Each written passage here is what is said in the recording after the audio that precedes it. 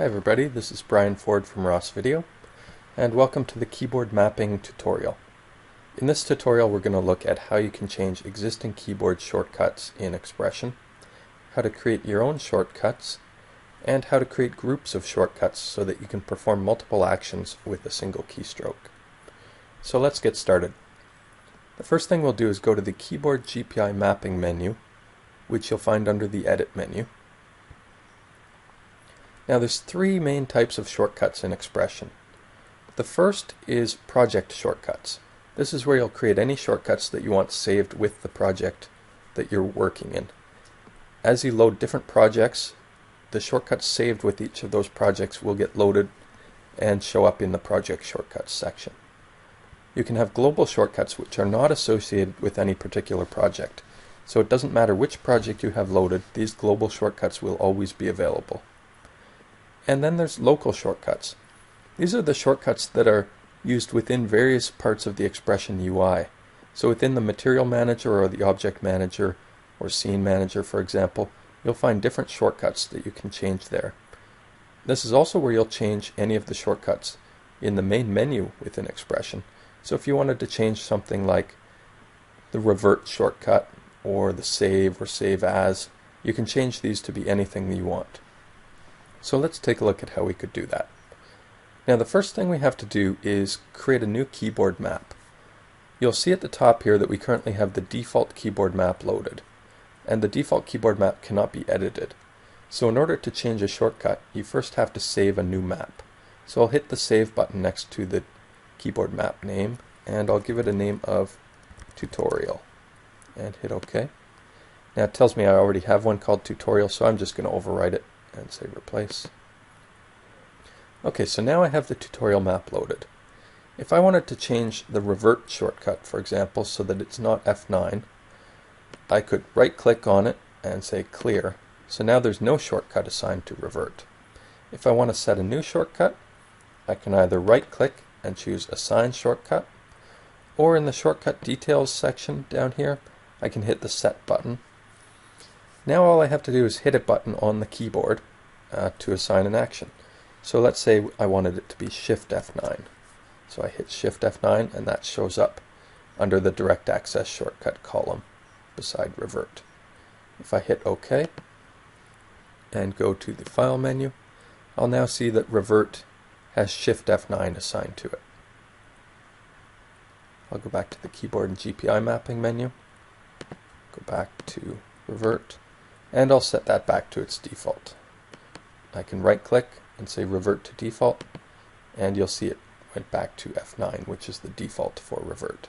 So I can change any of the shortcuts for all of the items within the various main menus under the File menu, Edit, Windows, etc.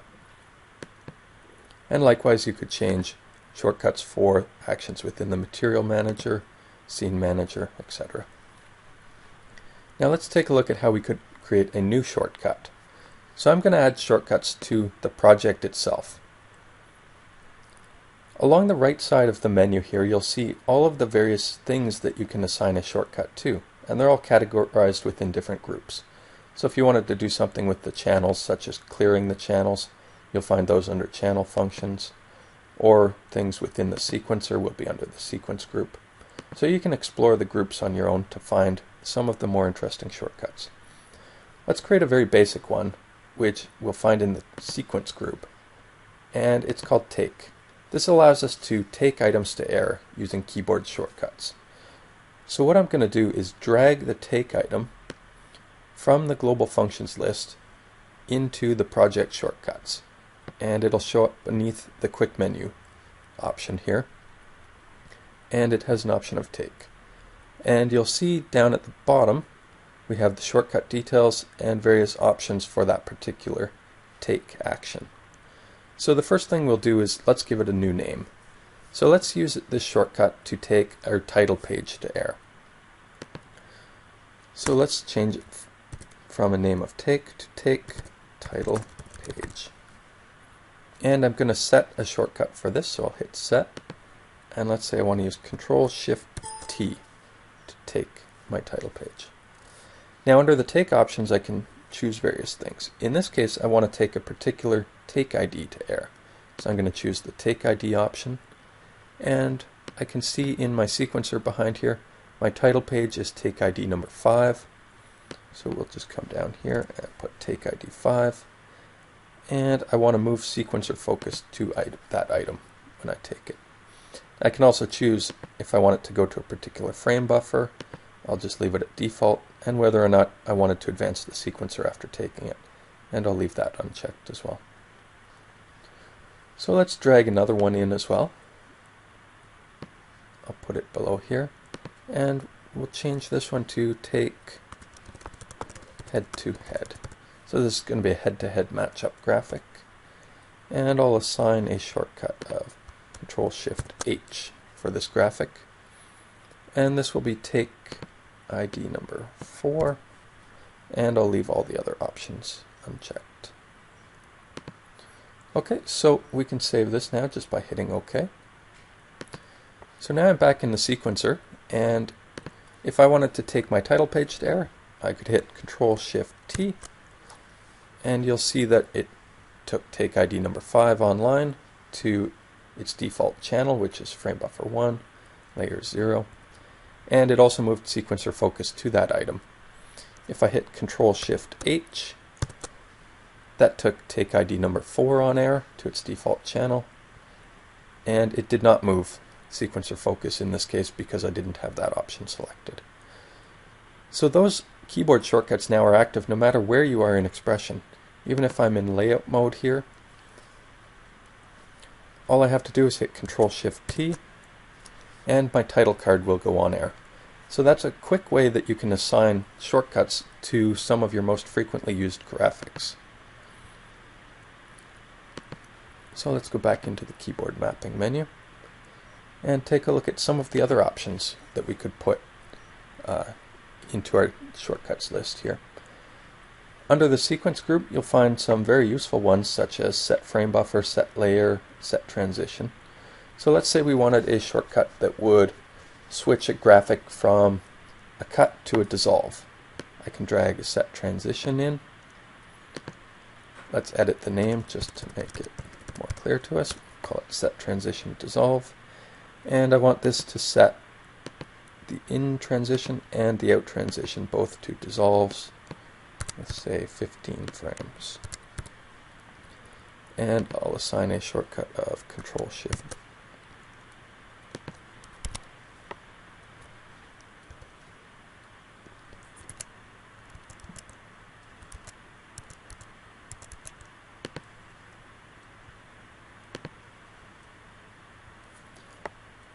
And let's assign a shortcut of Control-Alt-D.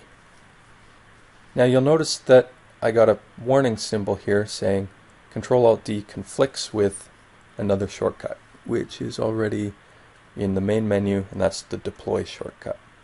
So if I wanted to, I could go back and let's just clear that from deploy. So I'm going to use Control-Alt-D to set my transition to a dissolve.